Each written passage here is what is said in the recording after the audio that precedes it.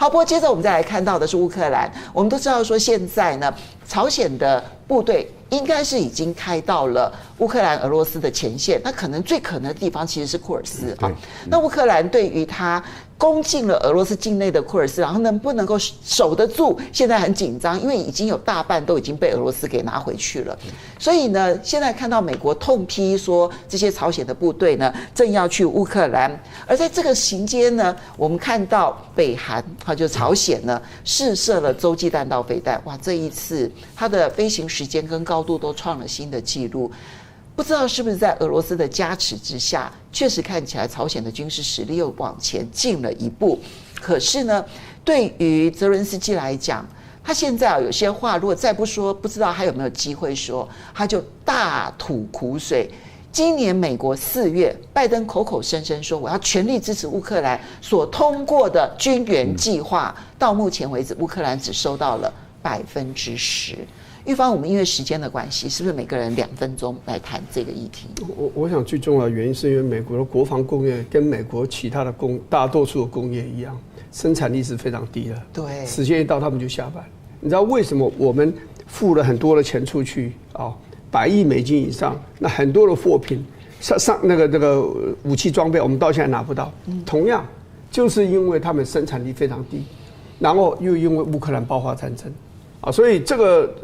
我想这个中东的战争也有影响，尤其炮弹的部分啊。我要讲一件事，就是说，我觉得乌克兰现在是处于一个非常痛苦的状态，跟俄国也是一样。我们只要先看科尔斯克，因为它有一个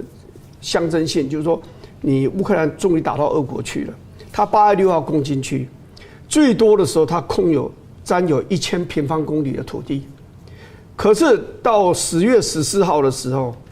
当俄国的将领宣布说，我已经夺回半个数的土地了。从他讲话到现在，土地几乎没有消长。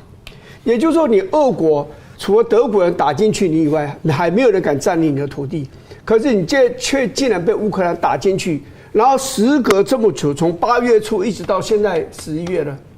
你还是被人家占了几百平方公里的土地，你都没有能力把人家给赶出去。然后你很多的炼油厂，很多的这个重要的这种设施，不断的被这个乌克兰给攻击，所以我就其实俄国很累。为什么要朝鲜的部队去帮忙作战？他的兵力已经不够了。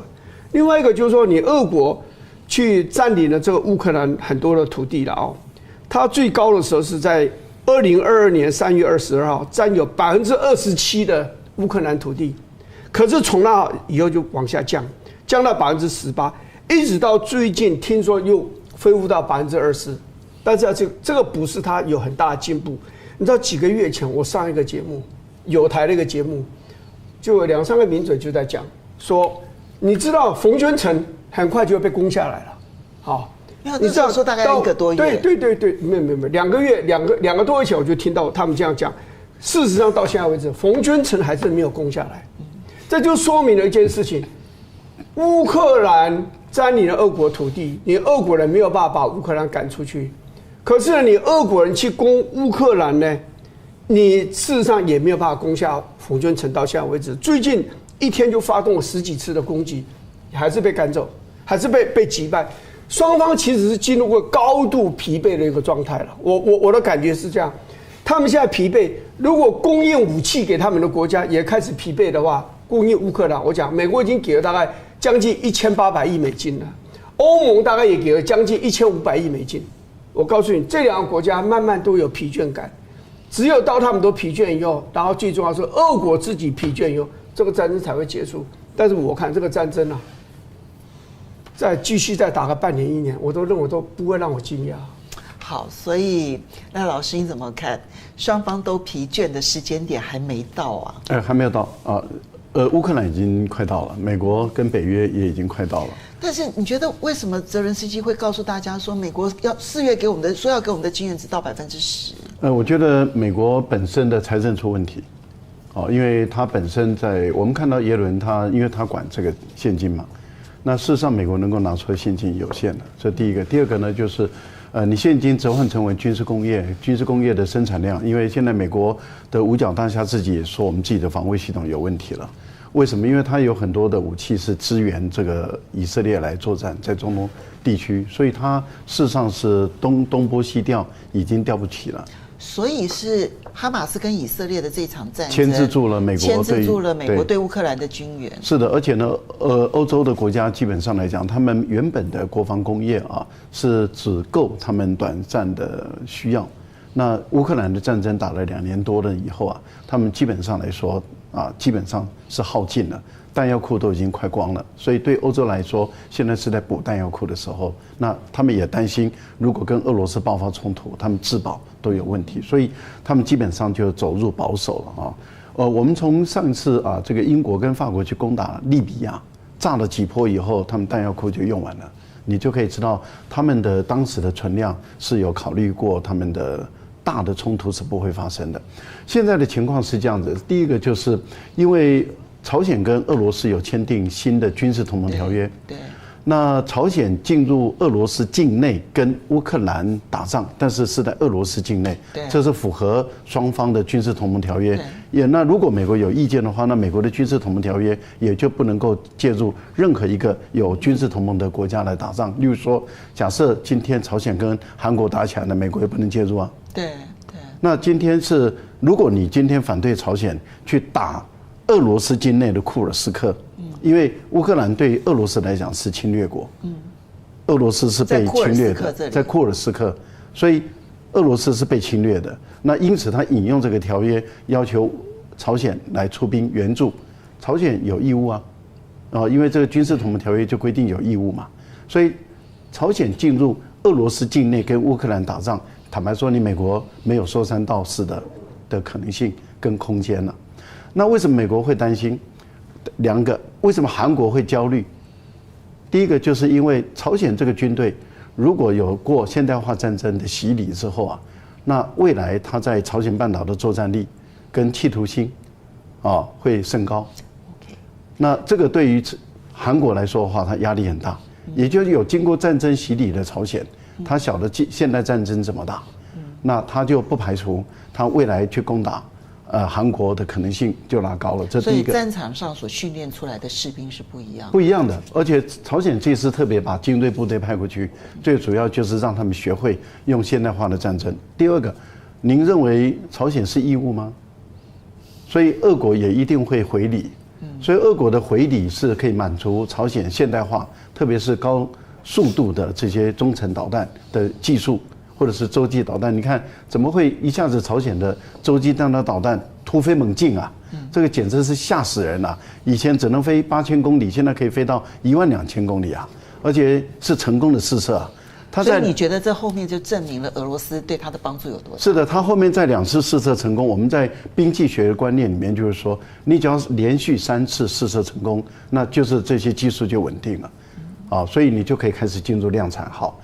另外一个部分里面，对于为什么美国那么焦虑，乌克兰那么焦虑，是因为俄罗斯可以腾出手来，在库尔斯克里面牵制住了俄罗斯大概7万多个军人。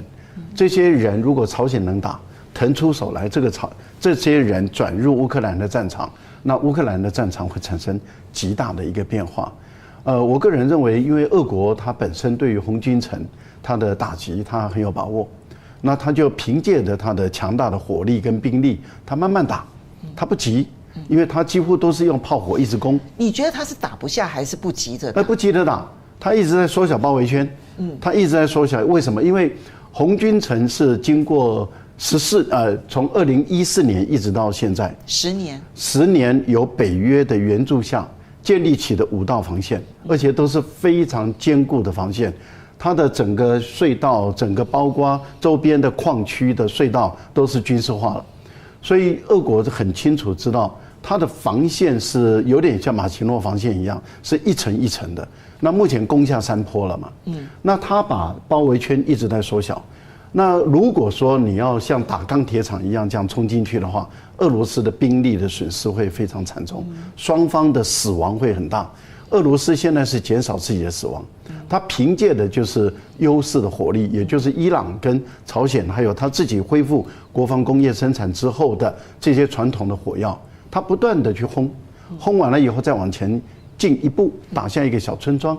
然后再轰轰了1个礼拜以后，再往前进一步，再打下一个小村庄。你看他现在的打法就是一直轰到你几乎平地了，然后地面部队再往前推一点，就吃下一个村庄，吃下一个村庄。他现在采用的方法，所以俄罗斯的死亡率就变得很低而乌克兰的死亡率变得拉高这个就代表什么？代表俄罗斯的打法它不疾不徐了。过去大家觉得说，俄罗斯应该撑不住了，没有，因为它的经济恢复成长了，而且它的经济在去年成长率3.6%到3.9%，今年3.6%到3.9%。国际货币基金现在预判，比美国这个是国际货币基金会里面预判的，就是比美国的经济成长还高。那对普丁来讲的话，我的经济成长已经恢复了，更强大了，我慢慢打，我有钱。我足够可以消耗，而你美国能够消耗什么呢？好，所以香港怎么去看乌克兰这个战局？这当然跟双方的军事的资源其实有很大的一个影响。那乌克兰现在看起来最大的一个问题是，他的盟友国虽然说支持他，但是你看到美国只能够提供10%，不管是生产能力受限，或者是财政能力受限，至少对泽连斯基来讲，我拿到只有10%。那至于在很多的前线的状况，我记得香龙那时候你有特别提到一件事情，就是如果你是俄罗斯的话，你会不急的攻下红军城，因为红军城困住了乌克兰几万的兵力在那地方，他不敢撤，那就几万人都在那里了。然后呢，库尔斯克也不要急着收回，因为就几万人控制在那个地方了。所以你觉得俄罗斯真的是想要困住他们的兵力在这些前线上面，让他可以好整以暇呢，还是他根本攻不下来？对，两位都军事专家了，我当然不能班门弄斧。不过我在理解红军城，我觉得中国人的战术思维里面的那一句话概括，就是我对红军城理解围点打援，就是说我做一定程度的围困，我知道你一定要守。但是就因为你一定要守，所以我不一定要打。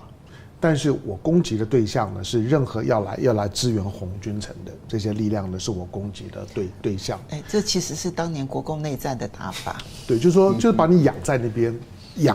呢，让你整个的所有的第一线的一些的军事行动呢，都是套在红军城里面。那因为红军城，每个人都知道它很重要，它关乎到呢整个乌东战局的最后的关键的决定。那因此大量的有生战力呢都会投入。那就有两个问题，就是说其实我打不打不见是重点，而是因为你必须要保红军城，而且所有周围的运输补给都是要透过红军城。我只要瘫痪你红军城的在这个地方的战场的地位就好了。因为换句话说，现在红军城在被围困的情况下面，其实它的功能已经大幅降低了。它就是只是一个战术据点，它的战略意义呢正在大幅的降低，因为许多过去红军城所扮演的整个战场资源的角色，现在都已经被削弱了，因此它就等。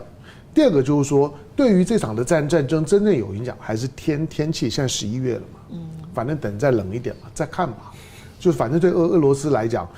我认为这场的战争从原始的战争的思考的角度来讲，俄罗斯的满足水准应该是已经到了，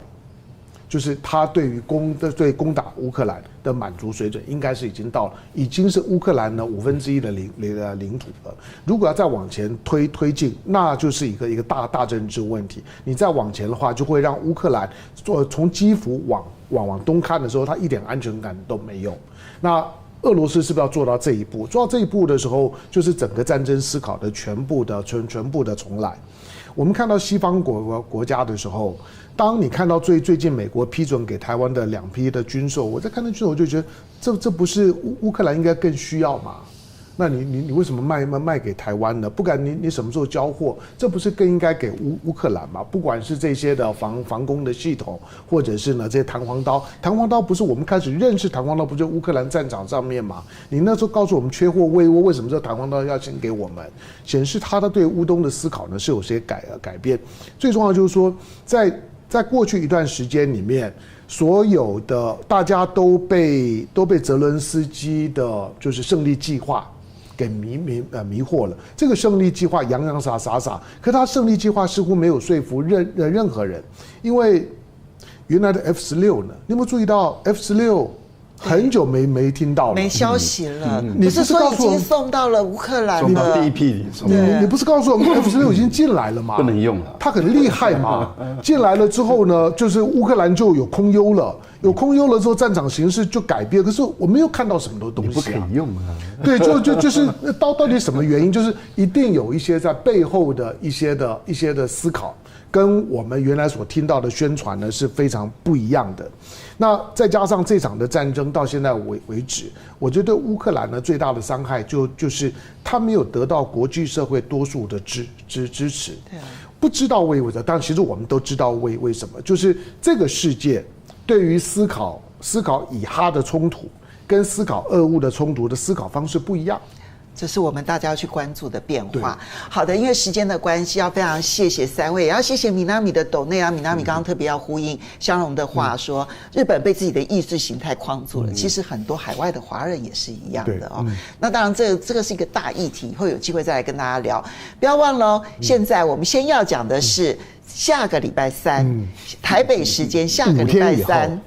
下午的1点到2点。风向龙凤配美国总统大选开票特别节目，不要忘了等你哦，拜拜，拜拜，Yahoo。